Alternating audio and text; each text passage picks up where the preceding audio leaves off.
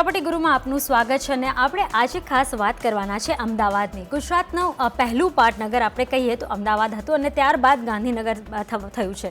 પણ આપણે જો જોવા જઈએ તો અમદાવાદ જે છે એ ઇન્ડિયાની છઠ્ઠી લાર્જેસ્ટ સિટી છે. એટલે જોવા જઈએ તો એક પાટનગર પણ છે અને સાથે અત્યારે આપણે જોવા જઈએ તો એક મોટી સિટી પણ બની ગઈ છે અને એક સારી રીતે આપણે જોવા જઈએ તો એક ઇકોનોમિક ડેવલપમેન્ટ ત્યાં જે છે અમદાવાદમાં ખાસું થતું જોવા મળ્યું છે. અમદાવાદની વાત કરીએ તો ગુજરાત જેનો ગ્રોથ રેટ 6.5% વધુ છે, તેનું બિઝનેસ હબ હવે અમદાવાદ બનતું દેખાઈ રહ્યું છે. તેવામાં ગુજરાતમાં હાલ રિયલ એસ્ટેટ સેક્ટર માટે આવનાર સમય સારો માનવામાં આવી રહ્યો છે. મેટ્રોની જાહેરાત અને ગિફ્ટ સિટી જેવા પ્રોજેક્ટને કારણે આ વિસ્તારનું ભવિષ્ય ઉજળું દેખાઈ રહ્યું છે. તેવામાં અમદાવાદમાં પ્રોપર્ટી માર્કેટ હાલ કેવું જણાઈ રહ્યું છે તે વિશે આપણી સાથે ચર્ચા કરવા જોડાઈ રહ્યા છે સ્પેસ મેનેજમેન્ટ કંપનીના પ્રોજેક્ટ માર્કેટિંગ CEO પ્રતિક ગજ્જર. પ્રતિકજી, સ્વાગત છે CNBC બજારમાં આપનું. સૌપ્રથમ તો અમદાવાદ વિશે વાત કરીએ તો અમદાવાદ ખૂબ જ સાંસ્કૃતિક રીતે પણ એક પ્રચલિત છે અને ઘણું વિખ્યાત છે. પણ અત્યારે હવે જોવા જઈએ તો એક બિઝનેસ ડેવલપમેન્ટની રીતે એક સારો એવો ગ્રોથ ત્યાં જોવા મળી રહ્યો છે. આપનું શું મત બને છે અમદાવાદ માટે? હાજી, અમદાવાદમાં છેલ્લા તમે 5 થી 10 વર્ષનો જો સમય તમે લો તો એમાં ઘણા બધા કોર્પોરેટ્સે અમદાવાદમાં એમનો હેડક્વાર્ટર્સ પણ એસ્ટાબ્લિશ કર્યા છે. તમે છેલ્લા 2 થી 3 વર્ષની અમદાવાદથી નજીક આવેલા સાણંદ જે ઓટો હબ થઈ રહ્યું છે, એમાં દુનિયાની મોટામાં મોટી ઓટો કંપનીઝ જેમ કે ફોર્ડ છે, એ લોકોએ પ્લાન્ટ સેટઅપ કર્યા છે. ટાટા નેનો આવ્યા પછી પણ જે એની લાગતી વળગતી ઓટો એન્સિલરી ઇન્ડસ્ટ્રીઝ છે, બોશ છે, જે બોશ એક બહુ મોટી ઓટો એન્સિલરી કંપની છે, એવી ઘણી બધી ઓટો એન્સિલરી કંપનીઝ આવી છે. એની સાથે ઘણી બધી FMCG કંપનીઝે પણ સાણંદમાં પાર્ટિસિપેટ કર્યું છે. એટલે અમદાવાદની પેરીફરીમાં નોટ ઓનલી કોર્પોરેટ સેક્ટર પણ મેન્યુફેક્ચરિંગ સેક્ટર પણ ઉભરી રહ્યું છે. એટલે એ ધ્યાનમાં રાખીને અમદાવાદનું future in terms of real estate અને ઇન્ફ્રાસ્ટ્રક્ચર ઘણું ઉજ્જવળ દેખાય છે. ત્યારે જ આપણે 10-15 વર્ષ પહેલાંની વાત કરીએ તો ફક્ત સાબરમતીની પેલે પાર જ આપણને એક અમદાવાદ જોવા મળતું હતું, જેને જૂનું અમદાવાદ કહેવામાં આવે છે. ધીરે ધીરે સાબરમતીની પેલે પાર હવે એક નવું અમદાવાદ ડેવલપ થવા લાગ્યું અને હવે જોવા જઈએ તો અમદાવાદનું વિસ્તરણ ઘણું મોટે પાયે થયું છે. કયા કયા એરિયાઝ નવા ડેવલપ થતા તમે જોઈ રહ્યા છો? અમદાવાદમાં આમ સાબરમતીની એટલે Ahmedabad is split by Sabarmati river east અને વેસ્ટ પાર્ટમાં. તમે જે વાત કરો છો કે ઈસ્ટર્ન સાઈડ જ પહેલાં અમદાવાદમાં 15 વર્ષની, હું તો કહું છું કે અમદાવાદમાં વેસ્ટર્ન સાઈડમાં તો ડેવલપમેન્ટ 25 વર્ષથી ચાલુ થયું છે. અમદાવાદમાં ઈસ્ટર્ન સાઈડ પર સારું એવું ડેવલપમેન્ટ થતું હતું. પણ જે રીતે આપણે જોયું છે કે એક નવા અમદાવાદની જે રીતે હવે એક ગ્રોથ જોવા મળી રહી છે, ઘણા IT હબ હવે ત્યાં પોતાનું ઓફિસ સ્થાપી રહ્યા છે. ઓટો હબ આગળ જતાં સાણંદમાં બનતું દેખાઈ રહ્યું છે, જે રીતે અત્યારે પ્રતિકજી કહી રહ્યા છે. એક સારી એવી ડેવલપમેન્ટ આપણે અમદાવાદમાં થતી જોઈ છે અને ખાસ કરીને મોટા મોટા બિલ્ડર્સ હવે આપણે જોઈએ તો ખાસ કરીને અમદાવાદમાં આવતા દેખાય છે. ત્યારે પ્રતિકજી, અમદાવાદ જોવા જઈએ તો પહેલાં ઘણું નાનું હતું. સાબરમતીને પેલે પારથી જે રીતે એક નવા ગ્રોથની શરૂઆત થતી આપણે અમદાવાદમાં જોઈ છે, શું કહેશો એના વિશે? અમદાવાદ વેસ્ટર્ન સાઈડમાં વેસ્ટવર્ડ વધારે હવે છેલ્લા 15-20 વર્ષથી વધારે ગ્રોથ આવ્યું છે. નો ડાઉટ ઈસ્ટર્ન સાઈડમાં પણ વસ્ત્રાલ છે, નિકોલ છે, નરોડા છે, ચાંદખેડા છે, એ સાઈડ્સ પણ સાયમલ્ટેનિયસલી ડેવલપમેન્ટ આવ્યું છે. પણ વેસ્ટર્ન સાઈડમાં પણ ગ્રોથ સારો એવો છેલ્લા 20 થી 15 વર્ષમાં જોવામાં આવ્યું છે. વેસ્ટર્ન સાઈડમાં પ્રિડોમિનન્ટલી તમે જોશો તો રેસિડેન્શિયલ ડેવલપમેન્ટ અને કમર્શિયલ ડેવલપમેન્ટમાં રેસિડેન્શિયલ ડેવલપમેન્ટ ઇનિશિયલી વધારે થયું હતું, પણ હવે કમર્શિયલ ડેવલપમેન્ટ વધી રહ્યું છે. સરખેજ ગાંધીનગર હાઈવે જે આપણું NH8C કહેવાય, એના પર જો તો અમદાવાદમાં મેક્સિમમ કમર્શિયલ ડેવલપમેન્ટ આ સ્ટ્રીટ પર થઈ રહ્યું છે. અને એ જોતાં અમદાવાદની સાણંદ, અમદાવાદ, ગાંધીનગર અને ગિફ્ટ સિટીની કનેક્ટિવિટી જોતાં વેસ્ટર્ન સાઈડ પર કમર્શિયલ ડેવલપમેન્ટનું ખૂબ જ ગ્રોથ થવાનું છે.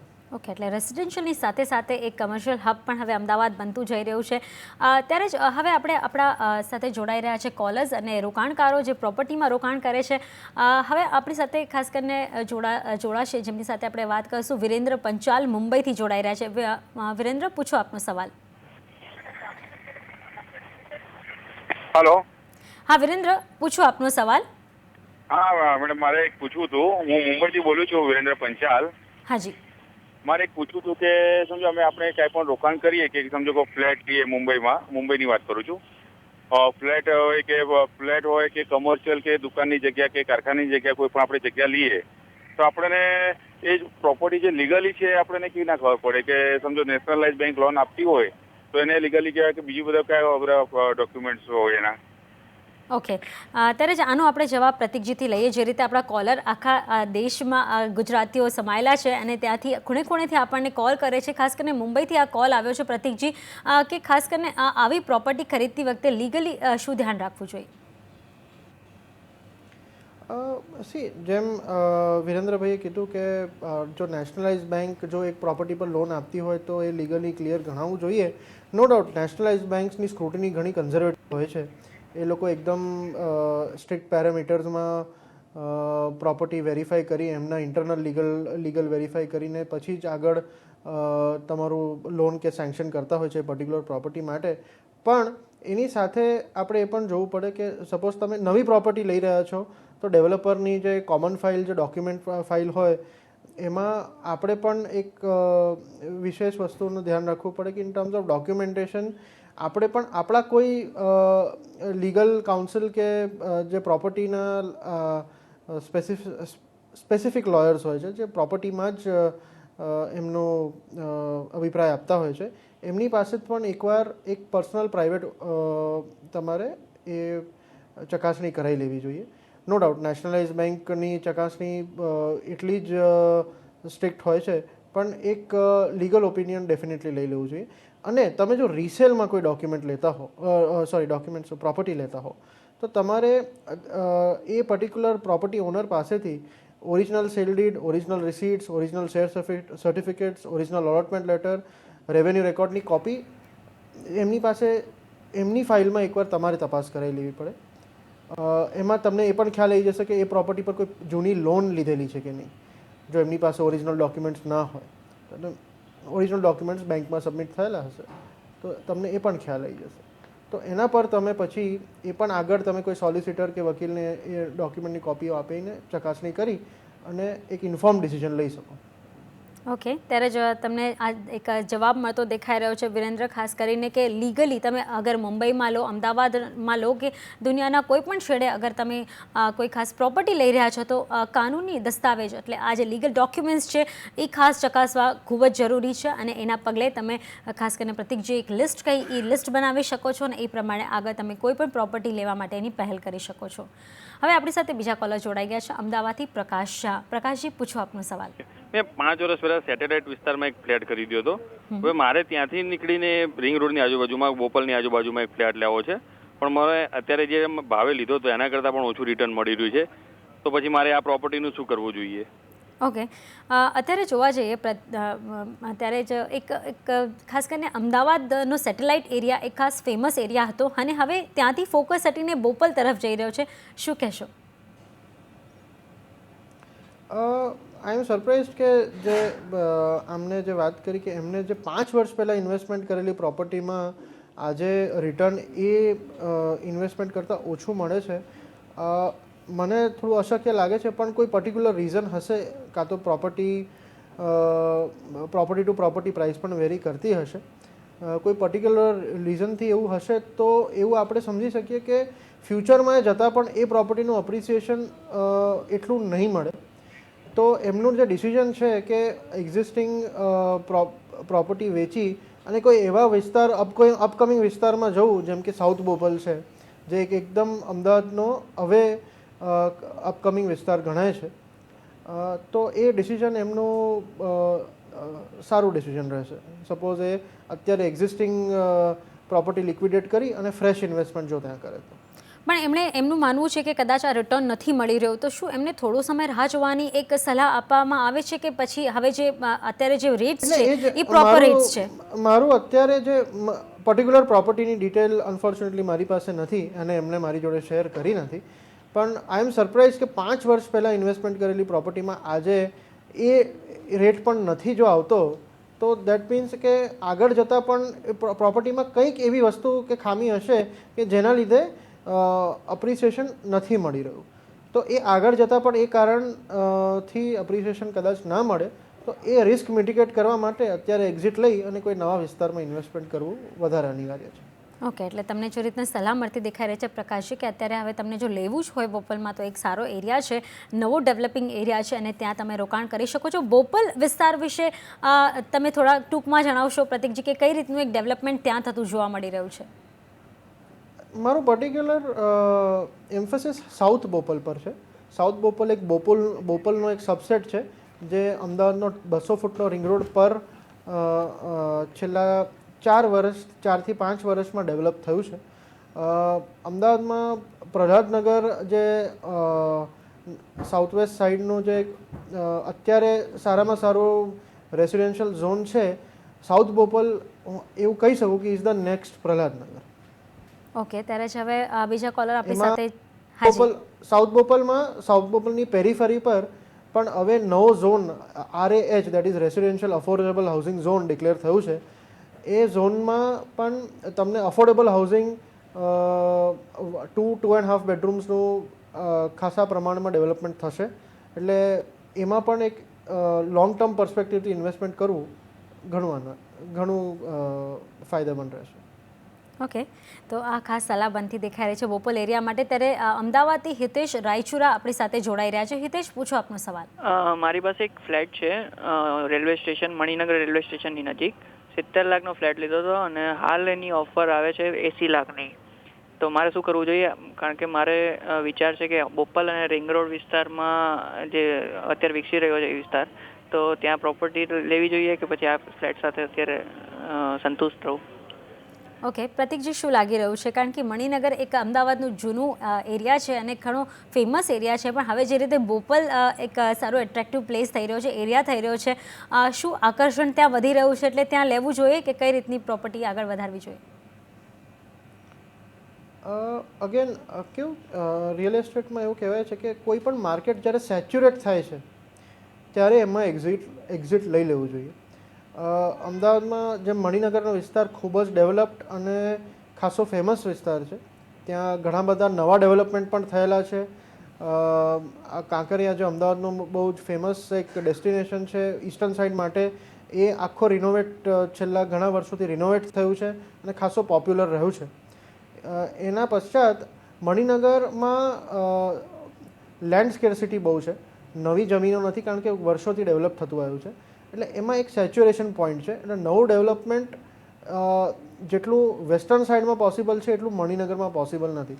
એટલે એવું ઘણીવાર બને કે એનાથી માર્કેટ બે રીતના મૂવ થાય. સેચ્યુરેશનમાં તમને પ્રાઇસ એપ્રિસિએશન પણ એક્સ્ટ્રાઓર્ડિનરી મળી શકે કારણ કે અવેલેબિલિટી નથી, અને બીજું એનું ઓપોઝિટ જે થઈ શકે કે બિકોઝ અવેલેબિલિટી ઓછી છે એટલે ઘણા લોકો પછી અધર એવેન્યુઝ કે અધર લોકેશન પર શિફ્ટ થવા વિચારતા હોય જો પ્રાઇસ એપ્રિસિએશન આપવા માંગતા હોય. તો એમને ઓલરેડી એક એપ્રિસિએશન મળ્યું છે, જે એમને એક કરંટ ઓફર એમની પાસે છે, તો એમનું પણ જે એનાલિસિસ એમને જે જાતે કર્યું છે કે એપ્રિસિએશન લઈ અને એક નવા વિસ્તારમાં જઈએ જ્યાં અગેન તમે ઓછા પ્રાઇસમાં લઈ શકે અને હજી એપ્રિસિએશનનો સ્કોપ ઘણો વધારે હોઈ શકે. ઓકે, તો એમને 80 લાખની ઓફર મળી છે. જો બોપલમાં ફ્લેટ લેવો હોય તો એમને 2 BHK લેવો હોય તો કેટલામાં પડશે, અને શું જો વધે છે પૈસા તો બીજે ક્યાં રોકાણ કરી શકે છે? જો 2 BHK સાઉથ બોપલ જેવા વિસ્તારમાં એમને લેવું હશે તો તમારી એવરેજ પ્રાઇસિંગ 40 થી 50 લાખની વચ્ચે રહેશે. તો એમને જેમ 80 લાખ મળે છે તો 30 લાખ રૂપિયા એ બીજે કશે પણ ઇન્વેસ્ટમેન્ટ બીજી જગ્યામાં પણ કરી શકે, કાં તો કોઈ નાનું કમર્શિયલ ઓફિસ લઈ શકે, તો એમનું ઇન્વેસ્ટમેન્ટ સ્પ્લિટ પણ થઈ શકે રેસિડેન્શિયલ અને કમર્શિયલમાં. ઓકે, એટલે ખાસ કરીને જે આજે જે સલાહ મળતી જોવા મળી રહી છે એ ખાસ મહત્ત્વની છે કે તમને એક સારો એવો રિટર્ન તમારી જૂની પ્રોપર્ટીથી મળી રહ્યું છે.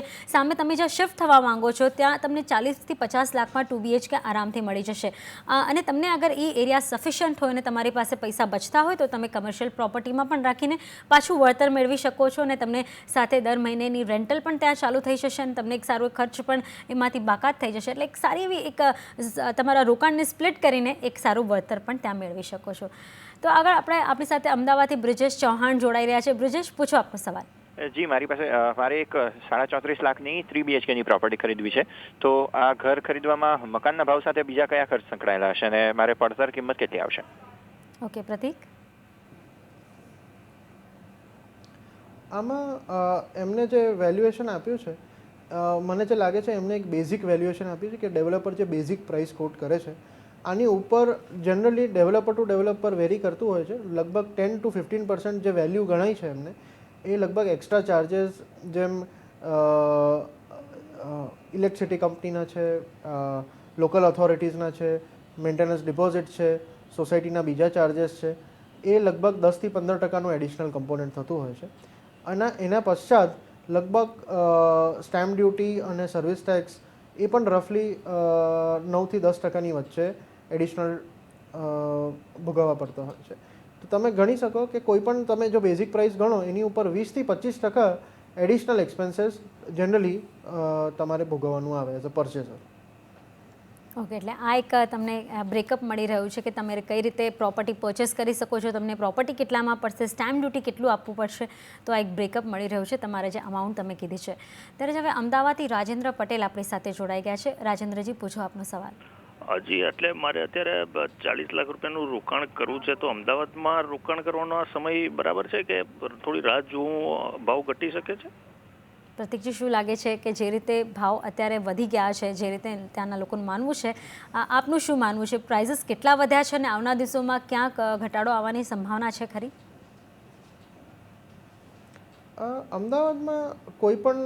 અમદાવાદમાં નહીં પણ કોઈ પણ રિયલ એસ્ટેટ લાગતી પ્રોડક્ટમાં બેઝિક રો મટીરિયલ જે છે એ લેન્ડ છે, જમીન છે.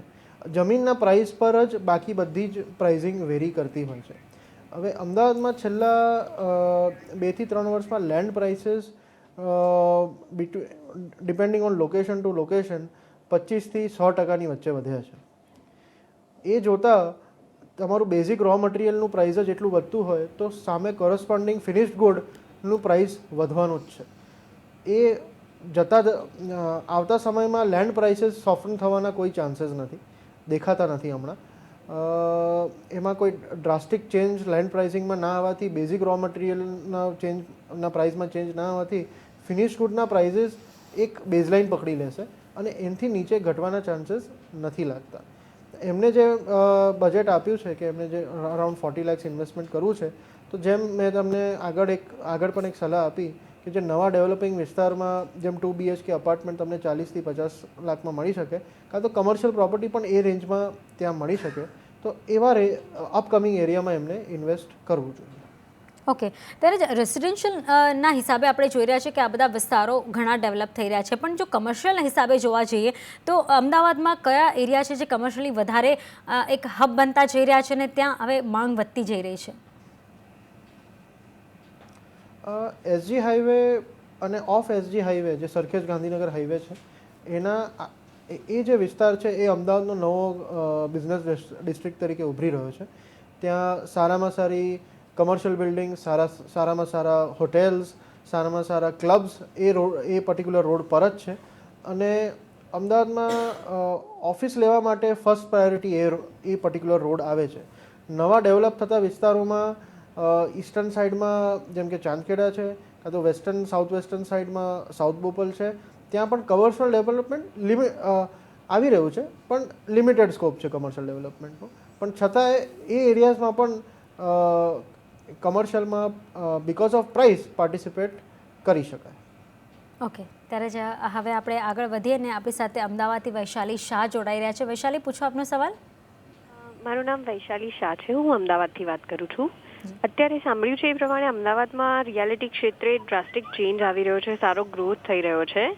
મારે 50 થી 70 લાખના બજેટમાં એક પ્રોપર્ટી ખરીદવી છે, તો તમે મને માર્ગદર્શન આપશો કે ફ્લેટમાં રોકાણ કરું કે કમર્શિયલ પ્રોપર્ટીમાં રોકાણ કરું? તો જે રીતે આપણે અત્યારે ચર્ચા કરી રહ્યા હતા, ખાસ કરીને પ્રત્યેક કે હવે જ્યાં પ્રોસ્પેક્ટ સારા દેખાઈ રહ્યા છે, તો રેસિડેન્શિયલમાં રોકાણ કરીને સારું વળતર મળશે કે પછી કમર્શિયલમાં? અગેન મેં જેમ આગળ કોઈ બોમ્બેથી એક ભાઈ હતા જેમને લગભગ આવો જ સવાલ પૂછ્યો હતો કે સપોઝ કોઈ પર્ટિક્યુલર તમારું બજેટ હોય તો કઈ રીતના ઇન્વેસ્ટમેન્ટ કરવું. આઈડિયલી તમે સ્પ્લિટ કરો તો ઇટ ઇઝ મોર આઈડિયલ કે તમે બંને પ્રોડક્ટમાં તમે પાર્ટિસિપેટ કરી શકો, રેસિડેન્શિયલ અને કમર્શિયલ, અને બંનેમાંથી કોઈ પણ એક પ્રોડક્ટ કદાચ સારું વળતર કે ખરાબ વળતર આપે તો તમારું બીજું જે તમે ઇન્વેસ્ટમેન્ટ કર્યું છે એને ઓલમોસ્ટ બેલેન્સ કરી નાખે. એટલે આઈડિયલી સ્પ્લિટ ઇન્વેસ્ટમેન્ટ કરવું વધારે સારું. સ્પ્લિટ ઇન્વેસ્ટમેન્ટ કરવું વધારે સારું. જો તમે થોડા પૈસા તમે રેસિડેન્શિયલમાં નાખો છો અને થોડા પૈસાનું તમે કમર્શિયલ પ્રોપર્ટી ખરીદો છો તો તમને સારું એવું રિટર્ન મળશે. જો તમને રહેવું જ હોય તો તમે એક સારું ઘર જ ખરીદી શકો છો. ત્યારે જો પ્રતિક ગજ્જર આપણી સાથે જોડાયેલા છે. હવે આગળના કોલર પર આપણે જઈએ તો અમદાવાદથી જિગ્નેશ પંચાલ આપણી સાથે જોડાઈ રહ્યા છે. જિગ્નેશ, પૂછો આપનો સવાલ. મેડમ, મારી પાસે હાલ પ્રહલાદ નગરમાં એક મકાન છે જી, જે 1500 સ્ક્વેર ફૂટના એરિયામાં છે ને તેની પર મંથ 12,000ની આવક છે ભાડાની. તો હવે મારે બીજું મકાન ખરીદવું જોઈએ કે પછી આ મકાન રાખી મૂકવું જોઈએ? ઓકે પ્રતિકજી, શું કરવું જોઈએ? અત્યારે એમના મકાન પ્રહલાદનગરમાં છે અને એક 12,000નું એમને ભાડું આવે છે, તો એને હજુ કાયમ રાખવું જોઈએ કે હવે આ પ્રોપર્ટી વેચીને બીજે રોકાણ કરવું જોઈએ?